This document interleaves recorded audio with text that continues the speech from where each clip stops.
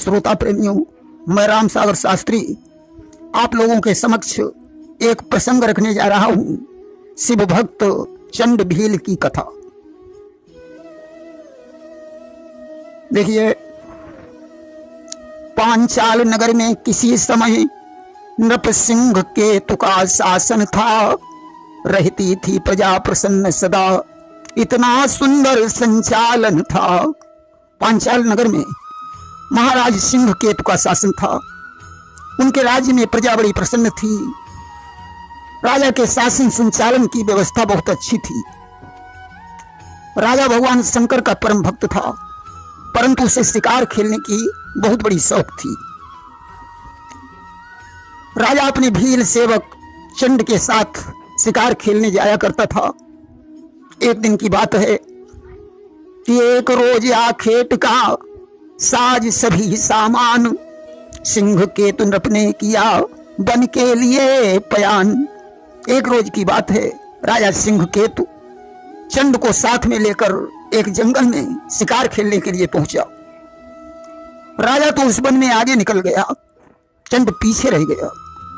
अचानक उसे एक भगवान शंकर का टूटा फूटा शिवलिंग दिखाई पड़ा। भील ने विचार किया, यहां इस निर्जन वन में भगवान शंकर की कौन पूजा करता होगा, क्यों नहीं इसे उखाड़ कर घर में ले चलूं और राजा से इनकी पूजा की विधि पूछकर रोज पूजा करूं। ऐसा निश्चय करके चंड ने उस शिवलिंग को उखाड़ लिया और अपने सिर पर रखकर राजा के पास आया। राजा से बोला, राजन, इनका इस जंगल में रहना ठीक नहीं था, इसलिए मैं ले आया हूं। अब घर में किसी कोने में इन्हें स्थापित करके रोज पूजा करूंगा। राजा सिंह केतु तो बड़ा प्रसन्न हुआ। उसने कहा, तुमने ये अच्छा विचार बनाया है। भील ने कहा, राजन, मैं पूजा करने की विधि नहीं जानता हूं, आप कृपा करके विधि समझा दीजिए। राजा ने कहा, चंड, भगवान शंकर के लिए बेलपत्र, धतूरा, भांग, फूल और जल बहुत प्रिय है, परंतु इनकी पूजा में अगर चिता भस्म न मिली तो सब कुछ बेकार है। भस्म का लेप करने से शिव बहुत अधिक प्रसन्न होते हैं, क्योंकि भगवान शंकर हमेशा चिता की राख अपने शरीर पर मलते हैं। इसलिए तुम रोज चिता भस्म मला करना। आज राजा के सहित चंड वापस लौटा और अपने घर आकर वह शिवलिंग घर के एक कोने में स्थापित कर दी।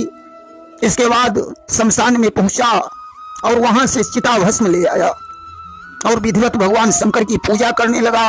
अब तो उसकी पत्नी को भी श्रद्धा उत्पन्न हो गई। दोनों शिव भक्ति में मग्न हो गए। एक दिन की बात है, चंड चिता भस्म लेने शमशान में पहुंचा, परंतु वर्षा होने के कारण उसे चिता भस्म नहीं मिली।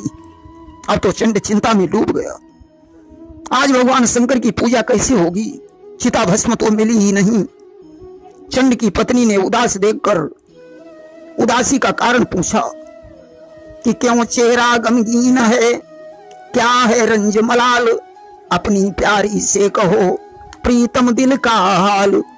चंड ने कहा, प्रिय, क्या बताऊं, आज मैं शमशान पर गया, परंतु वर्षा के कारण सारी चिताएं धुल चुकी हैं, कहीं चिता भस्म ही नहीं मिली।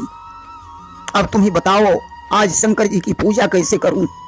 चंड की पत्नी ने कहा, स्वामी, इसमें चिंता करने की जरूरत नहीं है, मैं आपको चिता भस्म दूंगी। चंड ने कहा, तुम्हारे पास चिता भस्म कहां से आई। उसने कहा, एक जुगाड़ है। बोला, क्या जुगाड़ है। बोली, ऐसा करो, तुम लकड़ियों की व्यवस्था करो। चंड ने लकड़ियों की व्यवस्था की। भीलनी बोली, अब इन लकड़ियों से चिता का निर्माण करो। चंड ने चिता बनाई। भीलनी ने कहा, अब मैं इस चिता में प्रवेश करती हूं और तुम बाहर से आग लगा देना। मैं जल जाऊंगी तो बहुत सी चिता भस्म आपको प्राप्त हो जाएगी, उससे भगवान शंकर की पूजा किया करना। आज पत्नी के वचन सुनकर चंड आश्चर्य में डूब गया। उसने विचार किया कि भगवान को पाने के लिए काम, क्रोध, मद, लोभ और मोह का परित्याग करना पड़ता है। आज उसने मोह का त्याग कर दिया। पत्नी ज्यों चिता में प्रविष्ट हुई, चंड ने बाहर से आग लगा दी। अब तो धुआं करके चिता जलने लगी।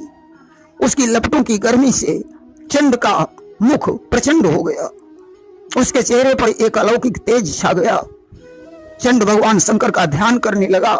अचानक चिता बुझ गई और चंड ने अपनी आंखों से देखा भगवान शंकर उसकी पत्नी को अपनी गोद में लिए हुए चिता के ऊपर खड़े हैं। प्रेम से बोलिए शंकर भगवान की जय। आज अपने आराध्य देव का दर्शन पाकर चंड आनंद से झूमने लगा।